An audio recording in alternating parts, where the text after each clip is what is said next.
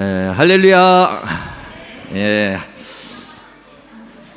하나님의 크신 사랑과 은혜, 또 하나님의 따뜻한 위로와 평안, 그리고 그분의 능력이 오늘 이곳에 있는 여러분, 또 여러분 가정, 그리고 우리 자녀, 그리고 속해 있는 기업 위에 오늘도 차고 넘치시기를 먼저 예수님의 이름으로 축원합니다. 우리 옆에 분에게 인사하며 이렇게 말씀해 주시기 바랍니다. 하나님이 통치하고 다스리십니다. 예, 우리의 인생과 세상의 역사, 그리고 모든 자연 현상이 우연스럽게, 그리고 세상의 어떤 힘과 원리에 의해서 움직여지고 있는 것처럼 보이지만 성경은 우리에게 분명히 말씀하십니다. 그 모든 것을 통치하고 다스리는 분은 하나님이시다. 여러분 믿으십니까? 예, 믿으십니까?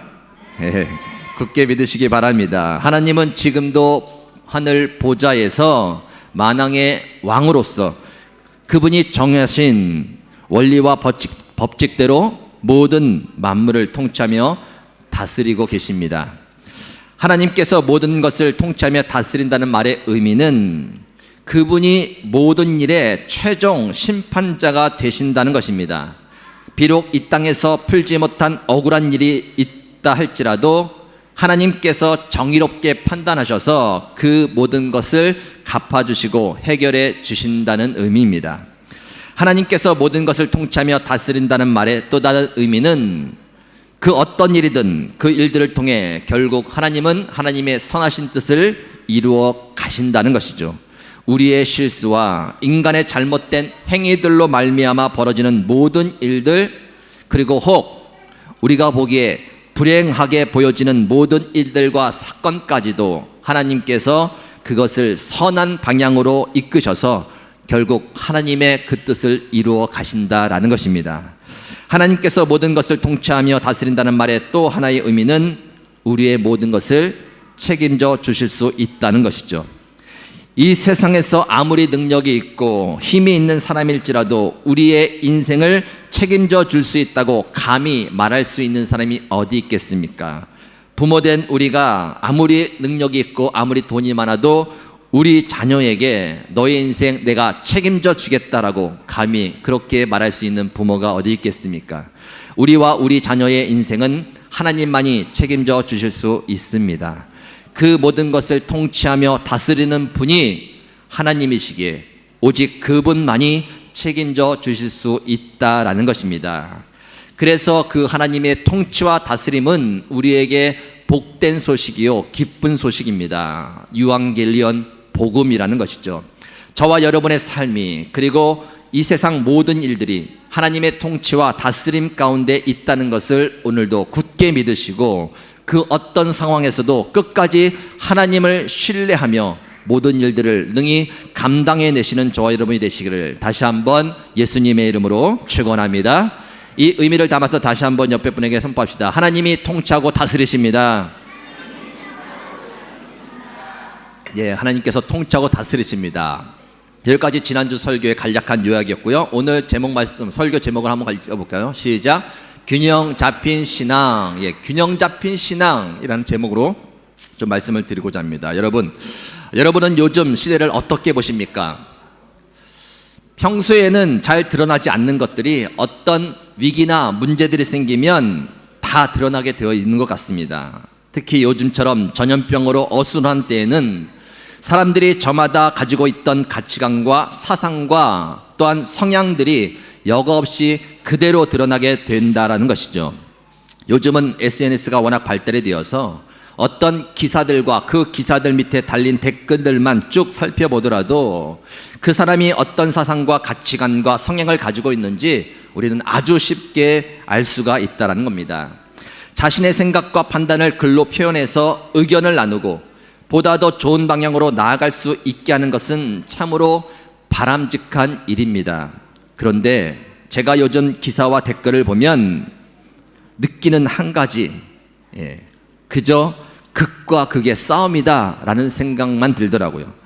이미 정해놓은 자기 생각과 사상 안에서 그 어떤 것도 받아들이거나 용납하지 않는 모습으로 양쪽이 서로를 비난하고 자신들의 일들은 끝까지 합리화하며 나아가는 모습들이 너무나도 많이, 그리고 너무나도 심하게 드러나고 있다는 겁니다.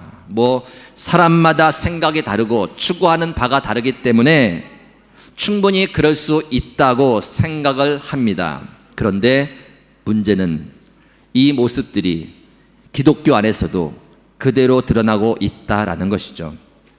한 하나님을 섬기며 그리고 하나의 성경을 진리로 믿고 따르는 자들이 극과 극으로 나뉘어 마치 자신만이 진리 안에 서 있는 것처럼 서로를 비난하고 이것이 옳다, 저것이 옳다 말하면서 다툼과 분열 속에 흘러가고 있는 것이 현재 우리의 모습 또한 기독교의 모습이 아닌가라는 생각을 하게 된다는 것이죠. 그런데 여러분, 우리가 그 모든 것을 판단하고 해석하기에 앞서 반드시 먼저 전제되어야 될 것이 있다는 것을 우리는 기억해야 됩니다. 무엇인가 하면 한번 따라 하시기 바랍니다. 우리는 완벽하지 않습니다.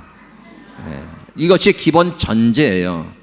우리 인간은 완벽하지 않다는 겁니다. 아무리 성경을 꿰뚫고 아무리 성경에 대해서 모르는 것이 없다 할지라도 완벽하게 성경을 해석하고 다 풀어낼 수 있는 사람은 없다라는 겁니다.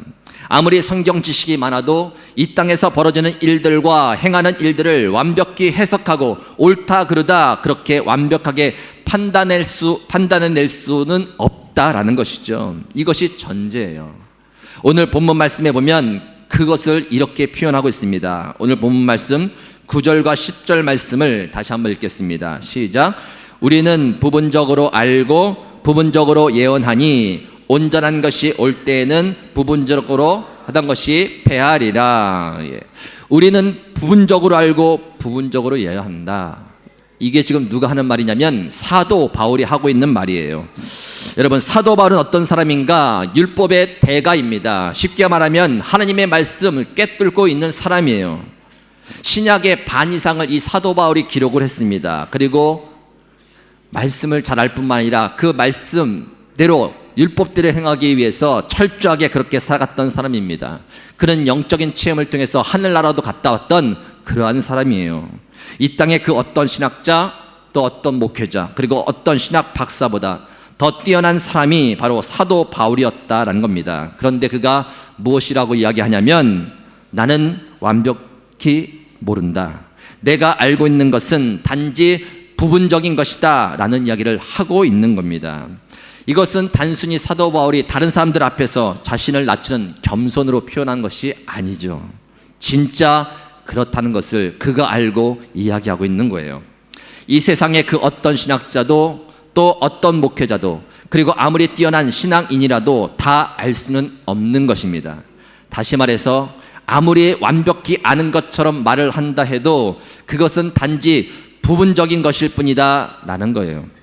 이것은 무엇을 의미하는가? 부분적인 것을 가지고 서로를 판단하고 비난하고 정죄하는 일은 없어야 한다라는 겁니다. 내 것만이 진리이고 내가 하는 일만이 하나님의 뜻이고 하나님께서 기뻐하신 일이고 성경적이라고 그렇게 말해서는 안 된다라는 겁니다. 물론 진리에서 아예 벗어난 이단들의 교리에 대해서는 당연히 막아야 되죠. 당연히 비판을 해야 됩니다. 그러나 적어도 예수님을 구주로 믿고 있는 정상적인 기독교 안에서는 그러한 일들이 있어서는 안 된다라는 것입니다. 저는 요즘 시대를 가르쳐서 치우친 시대라고 그렇게 표현을 하고 싶습니다. 자신은 완벽한 것처럼 상대를 판단하고 비난하고 정죄하고 있지만 결국 부분적인 것을 가지고 한쪽에 치우쳐 다른 한쪽을 그렇게 판단하고 비난하고 정죄하고 있는 것이다 라고 그렇게 보여져요.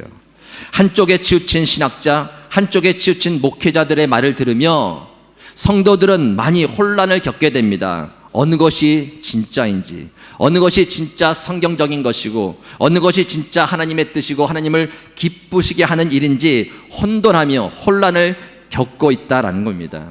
때로는 한 목회자의 합리적인 말을 따라서 다른 목회자들을 함께 판단하고 비난하고 정죄하기도 합니다. 또 때로는 한 목회자의 논리적인 발언을 통해서 자신들과 다르게 생각하고 다르게 행동하고 있는 신앙인들을 함께 판단하고 정죄하게 되는 일들이 아주 많이 그리고 아주 자주 일어나고 있다라는 것이죠. 그런데 여러분, 모든 판단은 하나님께서 하십니다. 그리고 우리가 알고 있는 것은 부분적인 거예요. 우리는 부분적인 것을 붙잡고 늘 한쪽으로 치우치기 쉬운 성향을 가진 존재라는 것을 우리는 하나님 앞에서 늘 겸손히 인정을 해야 됩니다. 그리고 말을 아껴야 돼요. 비판받지 않으려면 비판을 해서는 안 됩니다. 자신의 생각을 표현할 수는 있겠지만 그렇다고 해서 상대를 비난하고 정죄해서는 안 된다라는 것입니다. 더욱이 하나님의 통치와 다스림을 굳게 믿는 자들이라면 더더욱 모든 판단을 하나님께 맡기고 오직 주의 뜻이 이루어지도록 그렇게 기도하면서 나아가야 된다라는 것이죠. 그래서 요즘처럼 치우친 시대에 필요한 것은 무엇인가? 바로 오늘의 말씀, 균형 잡힌 신앙입니다. 부분적인 것을 가지고 한쪽에 치우쳐 다른 한쪽을 판단하고 비난하고 정죄하는 일에 빠지지 않기 위해서는 우리는 반드시 균형 잡힌 신앙을 가져야 한다라는 것입니다. 균형 잡힌 신앙이 무엇인가? 어떻게 해야 균형 잡힌 신앙을 유지할 수 있는가? 균형 잡힌 신앙이란 말 그대로 한쪽으로 치우치지 않는 신앙을 말합니다. 어느 한쪽에 성경 말씀만을 적용해서 그것이 전부인 것처럼 그렇게 여겨서는 안 된다라는 거예요. 여러분, 성경을 자세히 읽다 보면요, 항상 양쪽 거를 다 말씀하시더라고요. 이런 상황 가운데서는 그 말씀을 해주시고 저런 상황 가운데서는 또 저런 말씀을 해주신 것이 너무 많더라고요. 그 메시지를 들어야 할 자들에게는 그 메시지를 던지시고요, 또 저 메시지를 들어야 할 자들에게는 그 메시지를 던지면서 마치 상반된 것처럼 보이지만 그것을 다 하면서 오시더라고요. 그것 중에 하나를 놓쳐서도 안 되고 그것 중에 하나가 가려서도 안 되고 치우쳐서도 안 된다는 겁니다. 균형 잡힌 신앙이 필요하죠. 여러분, 고난의 문제, 여러분 고난은 뭐 때문에 온다고 생각하십니까? 고난은 죄 때문에 온다고 생각하십니까? 구약의 많은 사람들이 고난을 받으면 죄 때문에 온다고 생각했어요. 죄가 있기 때문에 고난을 받는다. 왜 그렇게 생각했을까요? 왜 그렇게 생각했을까요? 그냥 뭐 인과응보, 세상적인 가치관? 고난을 받으면 죄로 인해서 왔다고 생각했어요. 왜냐하면 하나님이 그렇게 말씀하셨기 때문이에요.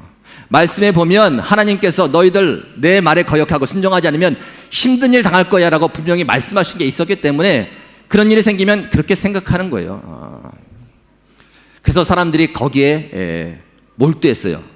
그러나 그 신앙이 이제 기울어진 거예요. 그 신앙이 기울어지니 고난만 받으면 다 손가락질하는 거야. 네 죄 때문이야, 네 죄 때문이야, 이런 분위기가 되는 거예요. 치우쳐진 겁니다. 그런데 하나님께서 또 뭐라고 말씀하시냐면, 자, 의인도 고난을 받을 수 있다. 욥을 봐라. 의인이 받을 수 있는 고난이 있는 거야. 의인이 받는 고난은 다른 것이 아니라 믿음을 연단하기 위함이야. 인내하면 인내가 소망을 이루게 되는 거야. 환난 날에 더 즐거워해야 돼. 그 부분을 또 말씀해 주시는 거예요. 그러나 사람은 참 우습습니다. 자꾸 치우치게 돼요. 치우치게 돼. 그런 일만 생기면 하나님을 향해서, 사람들을 향해서 정죄하는 일 빠지게 되고요. 또 딴 쪽에 기울이게 되면요, 아니다, 나는 의인이기 때문에 고난받는 거야. 우리는 의인이기 때문에 고난받는 거야. 그렇게만 생각하는 거예요. 하나님께서 그 고난을 통해서 좀 죄를 돌아보라고, 자신을 살펴보라고, 돌이켜보라고 하나님께서 말씀하시면 안타깝게 던지는 메시지 가운데에서 늘 한쪽에 치우쳐 이거는 의인이 받는 고난이야. 무슨 일이 생겨도 다 의인이 받는 고난이야. 한쪽에 치우쳐 이렇게 해결한 하나님의 메시지가 어디가 있습니까? 한쪽에 그 메시지가 어디 갔겠습니까? 무슨 일만 생기면 계속 정죄하면서 무슨 일만 생기면 죄가 있기 때문이라고 생각한다면 의인이 받는 고난은 어디 있겠습니까? 균형이 필요하다라는 거예요. 두 가지 다 가능성이 있습니다.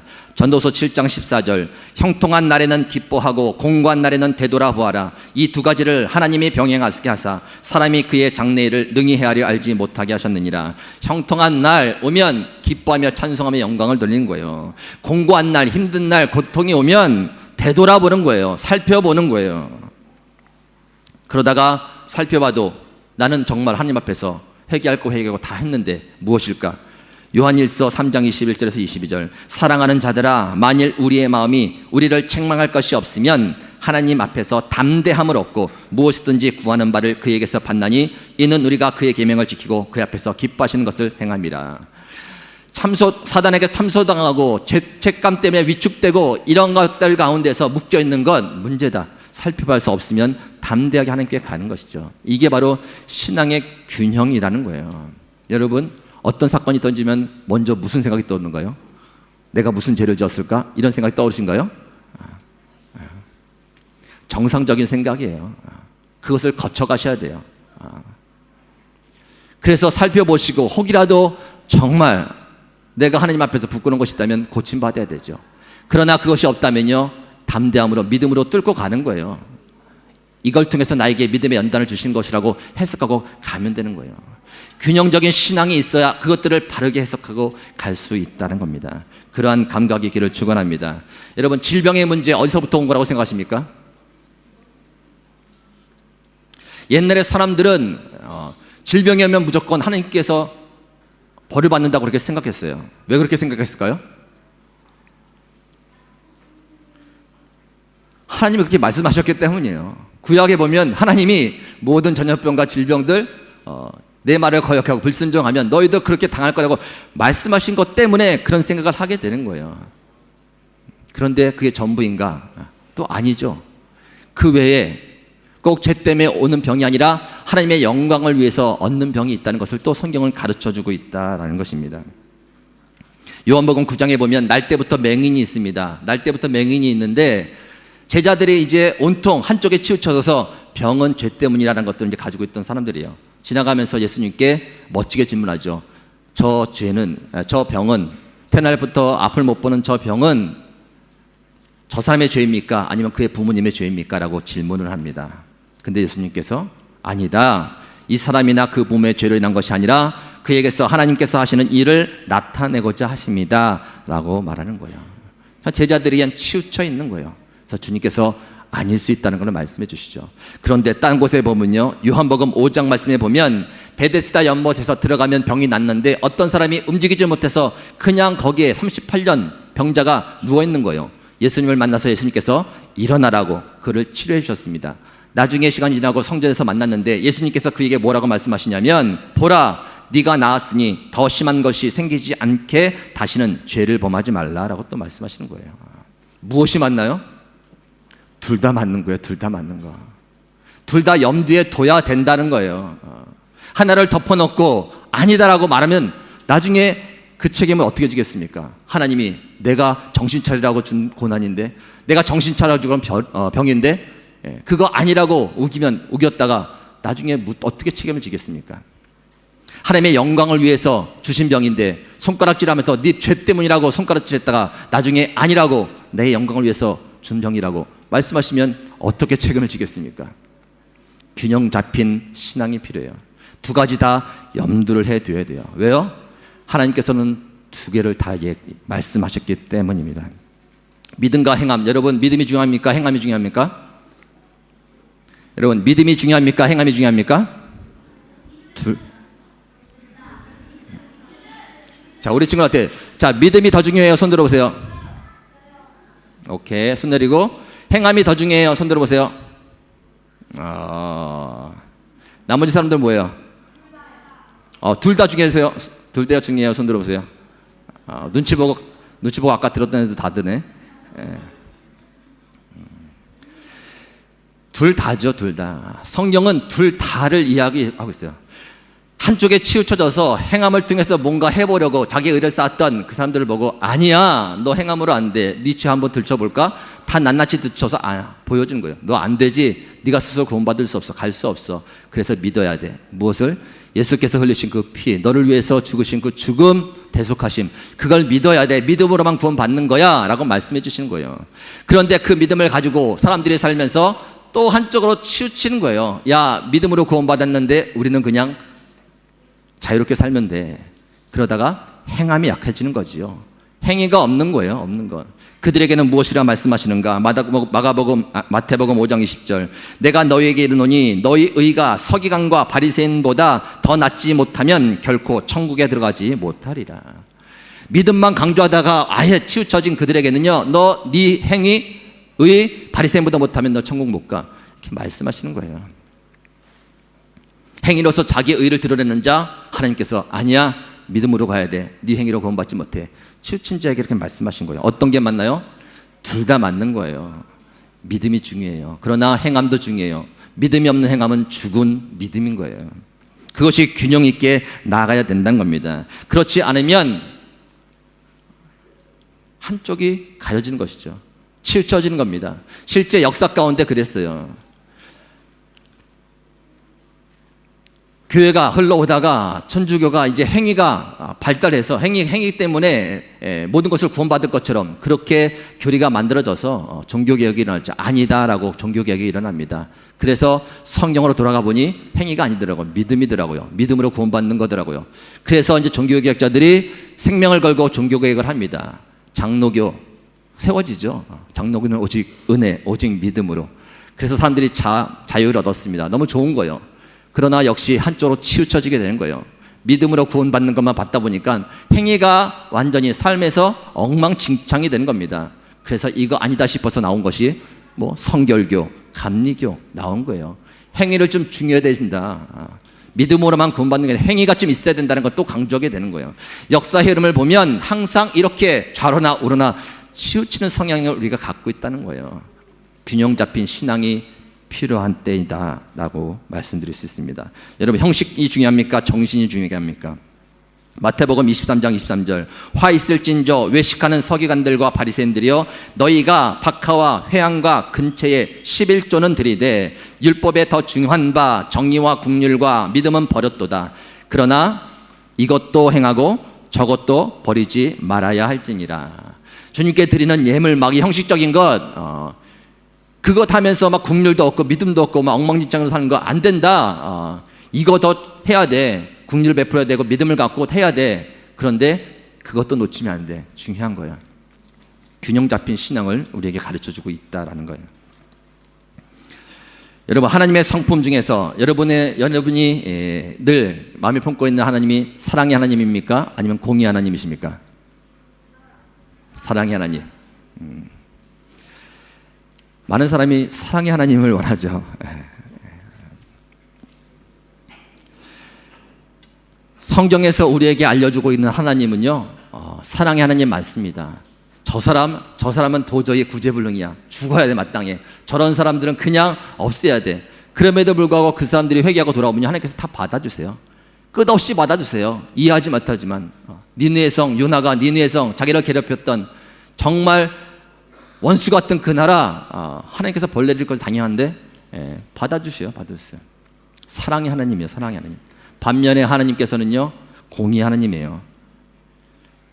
죄를 그냥 용납하지 않으세요. 죄를 용서하시는 것이지 용납하는 것은 아니에요. 거룩한 하나님은 반드시 죄에 대해서 심판을 하셔야 돼요. 옳고 그름을 정확히 판가름해서 거기에 대한 무엇인가 조치를 취해 주시는 것이 하나님이에요. 하나님. 그 공의 하나님을 알면 경외심을 있죠. 두려움을 갖는 거예요. 여러분은 어느 쪽에 치우쳐 계십니까? 그런데 참 이 공의와 사랑의 하나님이 잘 섞여지지가 않는 것 같아요. 이 두려운 공의의 하나님 이쪽에 치우치면 이제 모든 일이 하나님의 두려움 속에서 가닿는 거예요. 그리고 이단들이 잘 쓰죠. 상관없잖아요. 이단들이 하나님을 무섭게 만들고 너 벌 줄 거야 하면서 결국은 자신들이 원하는 이득을 취해가는 거예요. 이 성도들을 꽉 그 공포의 분위기에 몰아넣고 끌고 가는 거예요. 여러분, 신천지 요즘에 난리인데 신천지에서 거기서 뭐 가끔 이제 밖에 나온 사람들 있죠. 탈퇴해가지고 막 간증하는 사람들이 있습니다. 거기 비리대에서 말하는 사람들. 그 신천지 안에서 이 사람들이 밖에 나가면 이 안에서는 뭐라고 말하냐면 그들을 배교자라고 말해요. 배신자. 성경에 나오는 배신자인 거예요. 그리고 이 집단에서 나가는 즉시 그들은 지옥행인 거예요. 지옥행. 그것을 날마다 세뇌를 받습니다. 말씀을 듣고서 세뇌를 받아서 그냥 아닌 것 같지만 세뇌를 받았기 때문에 거기서 나가면 지옥 가는 거예요. 지옥 가는 거. 진짜 죽는 거예요. 그들의 믿음, 그들의 신앙이 저희들에 비해서 가볍지 않습니다. 더 진지해요. 진짜 믿는 사람들이에요. 진짜 구원을 믿는 사람들이고 진짜 진지하게 하는 사람들이에요. 진짜 그 안에 갇혀있는 사람이 나가면 배신하고 나가면 지옥 간다는 것, 그 두려움 가운데 그것을 묶어놨다는 거예요. 치우친 신앙입니다. 사랑의 하나님 분명히 맞지요. 사랑의 하나님. 그러나 날마다 사랑의 하나님이니 우리가 듣기 좋은 말, 세상 사람들이 듣기 좋은 말, 세상 사람들이 그렇게 돼서 거부감이 없는 그러한 메시지가 선포돼야지 많은 사람들에서 전도의 문이 열리지 않을 것인가, 그렇게 이야기합니다. 치우친 거죠. 성경에 보면 그런 시대가 있었어요. 선지자들에게 좀 부드러운 말을 해달라는 거예요. 우리가 좀 듣기 좋은 말을 해달라는 거예요. 그러나 할 수 없죠. 죄와 심판에 대해서 설교하는 선지자들은 감옥에 갇혔습니다. 그것을 선포하지 않는 많은 선지자들은 많은 사람에게 존경을 받았죠. 시간이 지나면, 때가 되면 다 무엇이 거짓인지 판인지 다 나오게 되어 있습니다. 공포 분위기를 조성하는 것이 사랑이 아니다라고 말할 수 없다라는 거예요. 여러분, 예레미야 선지자는 공포 분위기를 만든 사람이에요. 지금만 알면. 그러나 그가 사랑이 없는 사람입니까? 날마다 눈물을 흘려요. 그들이 그대로 살아가다간 그 끝이 어떻게 될 것인지를 분명히 보여 알았기 때문에 참을 수 없는 거예요. 눈물로써 그러다가 진짜 하나님의 심판 앞에서 다 죽게 될 것이라는 것을 날마다 호소하고 다니는 거예요. 호소하고 다니는 거예요. 근데 사랑이 없습니까? 그냥 죽도록 내버려두는 건 사랑이 없는 것이지, 그들을 불러오는 것이 사랑이라는 것이죠. 우리는 알 수 없습니다. 이 공포 분위기를 통해서 하나님께서 무엇을 이루어 가실지 알 수 없다는 겁니다. 사랑의 하나님, 누구에게는 사랑의 하나님으로, 누구에게는 공의 하나님으로 각자 그 모습을 나타내 줄 거예요. 판단하거나 비난하지 말라는 거예요. 여러분, 균형 잡힌 신앙을 이어가실 수 있기를 바랍니다. 실제로 이 초대교회 때는 이 구약 성경에 하나님이 이해가 되지 않는 거예요. 뭐 이래 하나님이 막 다 쓸어버리고 무정한 하나님, 난 믿을 수 없어. 그래서 진짜 실제로 구약을 떼내고 신약만 믿었던 종파들이 있었다고요. 종파들. 그런데 지금 어떤가요? 물론 구약과 신약을 다 들고 다니지만 마음속으로는 내가 원치 않은 하나님은 제시켜놓는 거 똑같은 거예요. 여러분, 하나님을 내 생각 속에서, 사람들의 의견 속에서 만들어가지 마시기 바랍니다. 이 성경 안에서 우리에게 보여주신 그 하나님이 지금 여러분과 저와 여러분이 예배드리는 그 하나님이에요. 그 하나님을 더 알아가실 수 있길 바랍니다. 그리고 그 하나님을 그냥 믿으세요. 그 하나님은 우리에게 균형 잡힌 신앙을 요구하신다라는 것입니다. 여러분, 마지막 때를 어떻게 준비하십니까? 성경에 보면 예수님께서 곧 오시겠다고 말씀하시는데 역시 두 극단으로 나눠지더라고요. 어떤 사람은 무서워서, 두려워서, 야, 지금 이럴 때가 아니야, 땅 팔고 집 팔고 다 팔아서 그냥 쫓아가야 돼, 이렇게 가는 부류가 있는 거예요. 지금도 마찬가지지만. 그런데 또 한 부류는 오늘 오실 줄 알았는데 안 오셨다, 내일 오실 줄 알았는데 안 오셨다, 한 달 후에도 안 오시는 거예요. 뭐 이래, 거짓말 같아, 그냥 우리 흥청망청 막 살자, 이렇게 극단으로 나눠지는 거예요. 근데 성경 말씀에 보면요, 베드로후서 늦게 오시는 이유에 대해 분명히 말씀하십니다. 오래 참으시는 거라고, 모든 사람이 구원받기 위해서 오래 참으시는 거라고 말씀해 주세요. 그리고 오시겠다고 말씀하셨으니 오신다고, 도둑처럼 오신다고 말씀하십니다. 그리고 어떻게 준비하라고 말씀하시냐면 베드로후서 3장 14절 말씀, 그러므로 사랑하는 자들아, 너희가 이것을 바라보느니 주 앞에서 점도 없고 흠도 없이 평안 가운데서 나타나기를 힘쓰라. 여러분, 점도 없고 흠도 없이 평안 가운데서 나타나기 힘쓰라. 이게 무슨 말인가 하면, 점도 없이 흠도 없이라는 것은 뭐냐면 하나님을 좀 두려워하라는 거예요. 경외하라는 거예요. 날마다 자신의 모습을 살피면서 회개하고 고치면서 점도 없이 흠도 없이, 완벽할 수는 없겠지만 그 일들을 계속하면서 준비하라는 거예요. 그러나 평안 가운데서, 여러분, 심판은 믿지 않는 자들에게는 멸망의 날이지만 믿는 자들에게는 구원의 날인 줄 믿으시기 바랍니다. 그 가운데서 두려워하지 말고 믿는 자들, 마라나타, 주 예수여 어서 옵소서, 주께서 나를 위해 흘리신 그 피가 있기에 나는 구원받을 수 있습니다, 그 믿음을 가지고 평안하게 준비하라는 거예요. 이 두 가지 균형 잡힌 신앙을 가지고 점도 없고 흠도 없이, 그리고 평안 가운데 그 마지막 때를 준비하라고 말씀해 주고 계신 겁니다. 균형 잡힌 신앙입니다. 마태복음 5장 19절, 그러므로 누구든지 이 계명 중에 지극히 작은 것 하나라도 버리고 또 그같이 사람을 가르치는 자는 천국에서 지극히 작다 일컬음을 받을 것이요, 누구든지 이를 행하며 가르치는 자는 천국에서 크다 일컬음을 받으리라. 계명 중에서 지극히 작은 것 하나라도 빼버리고 하면 책망을 받을 거예요. 책망을 받을 거. 어떻게 책임지겠습니까? 이것이 맞다고 강조하다가 다른 것들 덮어놓으면 하나님께서 내가 그걸 통해서 역사하려고 했는데 네가 왜 방해했냐고, 그 책임을 어떻게 질 거예요? 어떻게 확신할 수 있다라는 겁니까? 말을 아껴야 됩니다. 비판하지 말아야 됩니다. 모든 것들에 대해서 균형을 가지고 열어놔야 되는 것이죠. 여러분에게 신앙의 균형 감각이 있기를 주님으로 축원합니다. 신앙의 균형 감각이 어떻게 키워지는가? 여러분 혹시 이 평균대로냐? 여기 한번 걸어보신 적 있습니까? 처음엔 힘들어요. 가다가 오른쪽으로 기르고 왼쪽으로 기르고, 길어 떨어지면 다시 올라오고, 또 가다 떨어지면 왼쪽으로 떨어지면 다시 올라오고, 그것을 몇 번 반복하다 보면 균형감이 생겨서 이제 가운데를 걸어갈 수 있는 거예요. 신앙도 마찬가지입니다. 때로는 살다 보면 자꾸 한쪽으로 기울게 됩니다. 고난의 문제, 죄 때문에 받는, 자꾸 고난이 생기면 죄 때문에 받는 것이라고 자꾸 그쪽으로 기울어진 거예요. 내가 고난에 대해서 너무 한쪽으로 기울어졌구나. 다시 중심을 잡고, 의인이 받는 고난이 있지, 연단을 통해서 하나님께서 만들어 가시는 그 고난이 있지, 다시 중심을 잡고 가는 것이죠. 때로는 의인이 받는 고난만 생각하다가 자신의 죄를 돌아보지 못한다면 또 내가 치우쳐져 있구나, 또 올라와야죠. 중심을 잡고 그렇게 서서 걸어가는 겁니다. 질병의 문제, 믿음과 행함의 문제, 형식과 정신의 문제, 하나님의 성품, 공의와 사랑, 그리고 마지막 때를 준비하는 회개와 고침, 평화, 이 모든 것들이 내가 어느 쪽으로 치우쳐 있는지를 깨달아 알아야 되는 거예요. 그래서 또 치우쳐졌으면 가운데 와서 균형 잡히게 걸어가다 보면 마치 매치가 될 것 같지 않은 하나님의 사랑과 공의, 고난의, 의인이 받는 고난과 악이 받는 고난, 그 모든 믿음과 행함, 이 모든 것들이 함께 공존하지 못할 것 같은데 균형 잡히면 그것들이 된다라는 겁니다.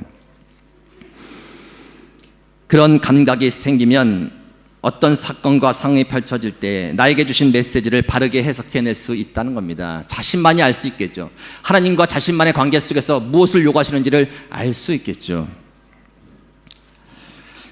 오늘 봤던 고린도전서 13장 말씀, 부분적으로만 안다고 말씀하시는 거예요. 부분적으로만 알고 치우쳐져서 그거 갖고 서로 싸우는 겁니다. 그런데요, 언제 다 알게 될 것인가? 있습니다. 1절과 12절, 11절과 12절 같이 함께 읽습니다. 시작.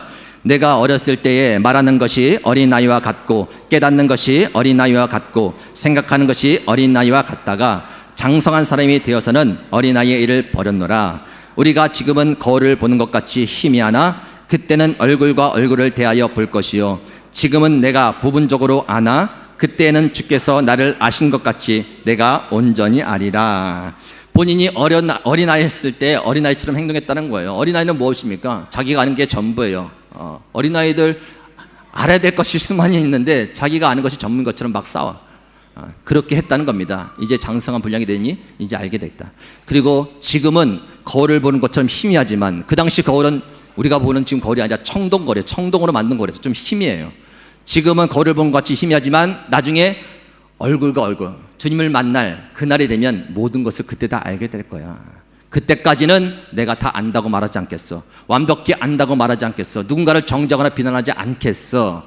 그렇게 지금 사도 바울이 고백하는 거예요. 그리고 중요한 것이 무엇인가? 13절입니다. 13절 같이 읽겠습니다. 시작. 그런즉 믿음, 소망, 사랑 이 세 가지는 항상 있을 것인데 그 중에 제일은 사랑이라. 여러분, 믿음, 소망, 사랑 중요한 것이죠. 그러나 믿음은 이 땅에서만 필요한 거예요. 천국 가기 위해서 믿음을 가지고, 천국 가면 믿음은 이 땅 이제 필요 없죠. 소망도 마찬가지입니다. 천국 가기 위해서 소망을 갖는 거예요. 가면 소망도 없어져요. 그러나 사랑은 이 땅에서 그리고 영원히 남게 된다는 거예요. 그러니 가장 중요한 것은 사랑이다. 부분적으로만 알고 한쪽에 치우쳐서 서로 다투면서 비난하면서 살지 말고 서로를 이해하면서 서로를 좀 폭넓게 받아주면서 사랑하면서 사는 것, 그것이 제일이다라고 말씀해 주고 있는 거예요. 갈라디아서 5장 13절에서 15절. 형제들아, 너희가 자유를 위하여 부르심을 입었으나 그러나 그 자유로 육체의 기회를 삼지 말고 오직 사랑으로 서로 종노릇하라. 온 율법은 내 이웃 사랑하기를 내 자신과 같이 하라 하신 한 말씀에 이루어졌나니 만일 서로 물고 먹으면 피차 멸망할까 조심하라. 만일 서로 물고 먹으면 피차 멸망할까. 완벽하지 않은 것 같고 부분적인 것 같고 치우쳐서 서로 비난하고 헐뜯고 물고 뜯으면 피차 멸망한다는 거예요. 마지막 세대에 현상들이 나오는데 지난번에 억울함을 풀지 않는다고 말씀드렸죠. 그 중에 하나가 또 뭐냐면 사랑이 식어지는 거예요. 사랑이 식어지는 거. 옳고 그름을 따지면서 네가 옳으니 내가 옳으니 그거 따지다가 결국 식는 건 사랑이에요. 사랑. 뭔가 정의를 이룬 것처럼 보이지만 결국 사랑이 식어버리고요. 결국 서로 물고 뜯으면서 필차 멸망하는 것. 성경대로 그렇게 간다라는 겁니다. 사랑하는 미랄교회 성도 여러분, 균형 잡힌 신앙이 되기를 주님의 이름으로 축원합니다. 요즘 어떤 메시지가 맞는 것이라고 생각합니까? 하나님의 심판, 하나님의 위로, 어떤 게 맞는 거라고 생각하십니까? 둘 다 맞을 수 있는 거예요. 둘 다 맞을 수 있는 거예요. 심판에 대한 메시지가 필요한 자들에게는 반드시 그걸 통해서 돌이켜야 되는 거고요. 위로가 필요한 메시지가 필요한 자들은 그 믿음을 가지고 뚫고 나가야 되는 거예요. 그리고 이제 얼굴과 얼굴 주님 앞에 갔을 때 그때 확실하게 얻게 되는 거예요. 그 전까지는 어느 한쪽도 덮어놓지 말고 염두에 두고 균형 잡힌 신앙으로 가야 된다는 이야기를 말씀드린 거예요. 그래야 실수하지 않죠. 균형 잡힌 신앙이 되면 이해의 폭이 넓어지게 됩니다. 왜 저 사람이 저렇게 이야기하고 행동하는지가 이해가 되는 거예요. 완벽하게 다 많지 않지만 어쨌든 한 부분은 맞는 거예요. 그 사람이 그것 때문에 그렇게 행동하는 거예요. 이해의 폭이 넓어지게 되어 있습니다. 치우쳐졌다고 무조건 잘못한 것이라고 그렇게 내세우지도 않습니다. 비난하거나 정죄하는 일에 빠지지도 않습니다. 그것이 하나님의 역사일 수 있다는 것 때문에 오히려 기도하고 겸비하면서 그들이 치우쳐졌다면 오히려 균형을 잡기로 기도해 줄 수 있다는 거예요.